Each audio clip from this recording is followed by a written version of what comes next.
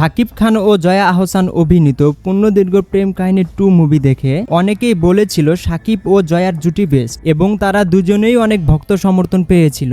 But সেই মুভির পরে তাদের দুজনকে আর একসাথে দেখা যায়নি। তবে বহুদিন পরে শাকিবের তাণ্ডব মুভিতে শাকিব খান ও জয়া আহসানকে একসাথে দেখা যাবে। এই নিউজটা শুনে অনেক খুশি হয়েছিল ভক্তরা, আর এই মুভির হাইপও অনেকটা বেড়ে গেছে। গত শনিবার একটা ইন্টারভিউয়ে জয়া আহসান শাকিব খানের সাথে কাজ করার অনুভূতি প্রকাশ করেন। একজন তাকে প্রশ্ন করেছিল, এতদিন পরে শাকিবের সাথে অভিনয় করে আপনার কেমন লাগছে এবং কতটা পরিবর্তন এসেছে শাকিবের মধ্যে। তখন জয়া আহসান উত্তরে বলেন, শাকিবের ডেডিকেশন লেভেলটা অনেকটা বেড়ে গেছে। খুব মনোযোগ দিয়ে কাজ করেন শাকিব খান এবং যে চরিত্রে শাকিব খান অভিনয় করুক না কেন সব সময় তার সর্বোচ্চটা দেওয়ার চেষ্টা করে, আর সেই জন্য তিনি আজকে এত বড় একজন অভিনেতা, যা নতুনদের জন্য খুবই সাপোর্টিভ। তবে জয়া আহসানের এরকম কথা শুনে অনেকে বলছে, তবে কি এবার শাকিবের প্রেমে পড়ল জয়া? আসলে এটা তেমন কোনো বিষয় না। শাকিব খান আসলে সত্যি একজন গুণী অভিনেতা এবং এটা শুধু জয়া নয়, দুই বাংলা সব হিরোইনরা তার প্রশংসা করে থাকে। তো